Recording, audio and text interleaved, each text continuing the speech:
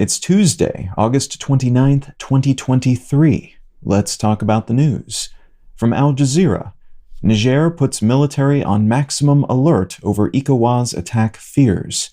The junta governing Niger following a successful coup in late July has reportedly put their military on heightened alert due to concerns that the West African ECOWAS bloc of democratic nations could attack them to restore the recently overthrown, democratically elected government to power. This maximal military alert status is, according to the Nigerian junta, a response to ECOWAS's decision to activate a standby force of soldiers in case an intervention becomes necessary.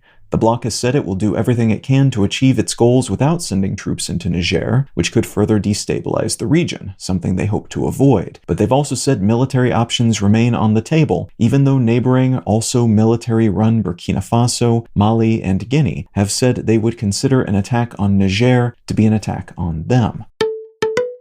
From Axios, Florida faces major hurricane as tropical storm Idalia intensifies. A Category 3 tropical storm named Idalia, which is carving a path toward Florida and approaching hurricane strength, is expected to hit the state on Wednesday morning, with some impacts felt as early as tonight, freshly empowered by warm coastal waters and potentially causing a substantial storm surge across the region. The prediction maps for this storm look pretty grim, and there's a chance a slew of cities across Florida's west coast will see surges of water in the neighborhood of 7 to 11 feet, which is just over 2 to 3 1/3 meters.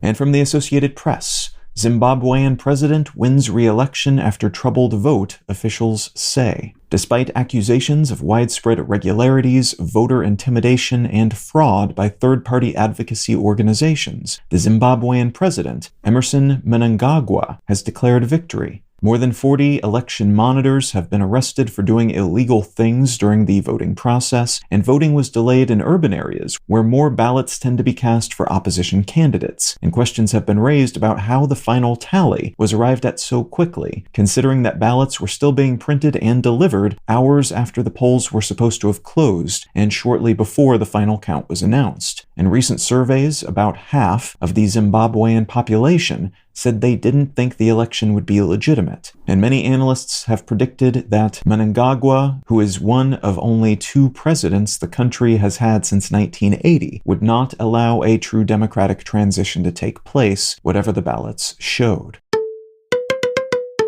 If you're finding some value in One Sentence News, consider leaving a quick review wherever you get your podcasts and/or sharing the show with a friend. You can find out more about this show or subscribe to the email version at onesentencenews.com, and you can support this and other related projects, like the Let's Know Things and Brain Lenses podcasts at understandery.com.